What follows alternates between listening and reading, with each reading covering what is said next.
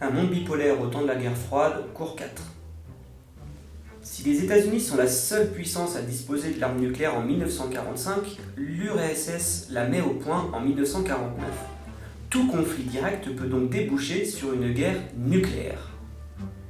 Les deux grands vont donc plutôt privilégier les affrontements par alliés interposés, mais parfois les conflits périphériques, les conflits par alliés interposés donc, les conduisent au bord du gouffre nucléaire malgré eux.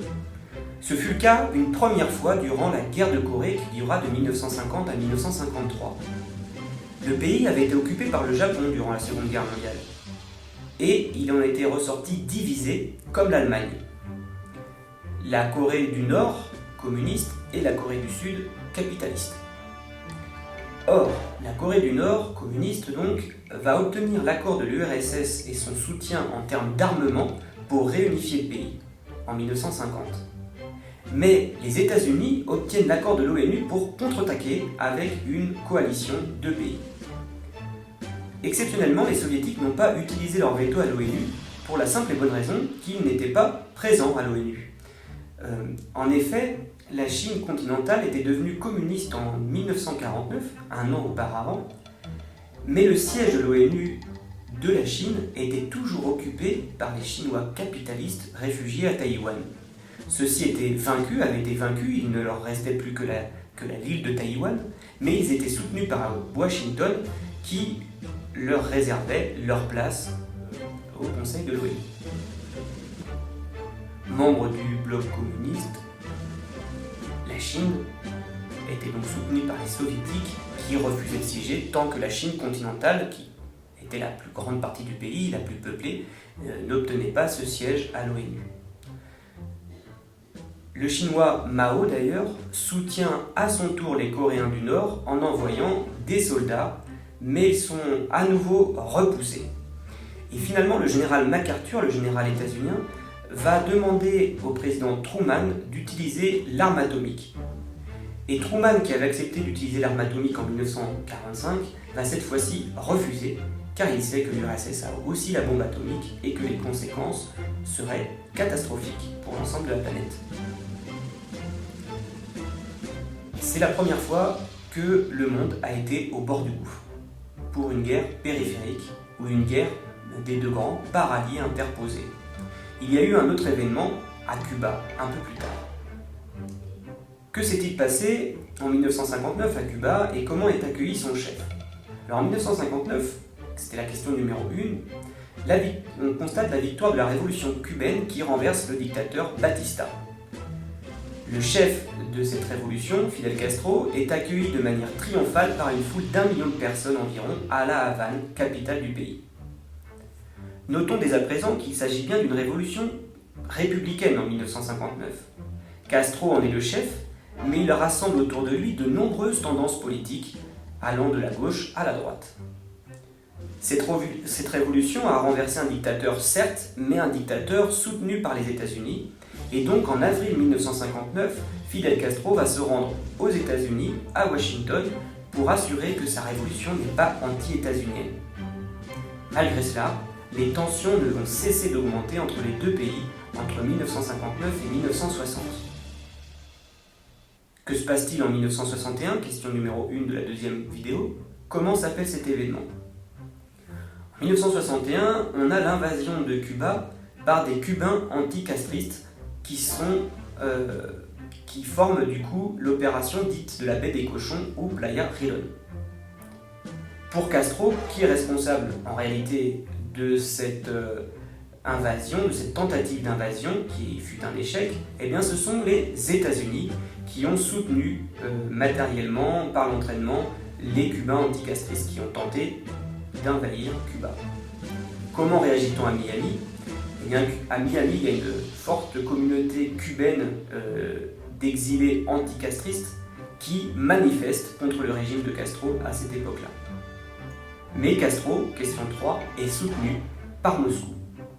Alors, après cet événement de cette tentative d'invasion de la baie des cochons, Fidel Castro va déclarer le caractère socialiste de sa révolution, mais il veut encore garder un positionnement de non-alignement sur les deux grands, on en reparlera dans les prochains cours, c'est-à-dire qu'il ne veut pas être dans un bloc, ni dans le bloc de l'Ouest, ni dans le bloc de l'Est. Les tensions continuent d'augmenter, et que se passe-t-il en 1962, en octobre? Eh bien, des rampes de lancement de missiles sont découvertes à Cuba. De qui Cuba et Fidel Castro sont alors les alliés? Eh bien, des soviétiques. Les rampes de lancement de missiles nucléaires appartiennent à l'URSS. Comment réagit l'adversaire? Eh bien, les États-Unis réagissent par un blocus, c'est-à-dire qu'ils placent des bateaux tout autour de Cuba pour empêcher le passage de bateaux soviétiques supplémentaires. Quel est le risque que fait courir au monde cette crise? Eh bien, c'est une des rares crises, encore une fois, qui va placer l'URSS et les États-Unis face à face, et donc le risque, c'est celui de la guerre nucléaire. Elle est finalement évitée, mais la crise des missiles de Cuba, la crise d'octobre 1962, est un des points culminants de la guerre froide. C'est à cette date, en 1962, que Fidel Castro se place clairement dans le clan soviétique. Alors nous sommes 10 ans après la guerre de Corée, mais la guerre a bien été évitée, la guerre nucléaire a bien été évitée de justesse, une fois encore. JFK, ici, il fait face à l'URSS, et on le voit se battre avec le soviétique Khrouchtchev au-dessus du rideau de fer en Europe, mais on aurait très bien pu remplacer ce rideau de fer par l'île de Cuba. Le Premier ministre canadien, qui brandit le petit drapeau de l'ONU, ne peut pas faire grand-chose quand les deux géants, qui disposent tous deux d'un droit de veto, s'affrontent directement. Le point positif de la crise d'octobre, par contre, c'est que les deux géants décident de rentrer dans une phase de détente avec un D majuscule. Comme le rappellera Kennedy lors de son discours devant le mur de Berlin en 1963, la coexistence pacifique entre les deux grands doit placer la lutte dans les domaines politiques, économiques et sociaux. 10 ans après la crise de Cuba, en 1972, les deux superpuissances signent même un accord de limitation de l'armement nucléaire. Ce sont les accords SALT-1. Et le président des États-Unis, Nixon, se rend la même année en Chine, à Pékin et à Moscou, en URSS. Il y a bien donc une détente. Néanmoins, si les deux grands décident de ne plus s'affronter directement pour éviter une guerre nucléaire, d'ailleurs un téléphone rouge sera installé en 1963 entre les deux capitales pour éviter toute erreur, la course au territoire entre eux continue. Il s'agit de récupérer le plus de pays du tiers-monde dans son camp. Les deux superpuissances continuent donc de s'affronter militairement avec des armes conventionnelles, qui ne sont pas nucléaires, dans les périphéries, c'est-à-dire dans le tiers-monde. Le plus célèbre de ces conflits est celui du Vietnam, qui dure du début des années 1960 à 1975, et dans laquelle les Vietnamiens du Nord communistes font la conquête de tout le Vietnam, malgré l'intervention militaire massive des États-Unis pour soutenir les Vietnamiens du Sud, qui étaient, eux, capitalistes. Le Vietnam était un pays qui était divisé en deux parties, capitalistes et communistes, comme l'Allemagne, comme la Corée. Cette fois-ci, ce sont les communistes qui l'emportent, les États-Unis sont vaincus, mais ils ne menacent pas d'utiliser l'arme atomique, comme ça a été le cas en 1953, dans les années 50, pendant la guerre de Corée, ou en 1962, au moment de la crise des missiles de Cuba. Voici maintenant la trace écrite, jamais directe, mais par alliés interposés. Les tensions sont parfois très fortes, mais ne débouchent jamais sur une guerre directe entre les deux superpuissances. Blocus de Berlin en 1948-49, seuls les États-Unis avaient la bombe nucléaire. Mur de Berlin en 1961. En effet, les deux peuvent mutuellement se détruire, puisque la bombe nucléaire en 1945 est détenue par les États-Unis, mais c'est également le cas pour l'URSS en 1949.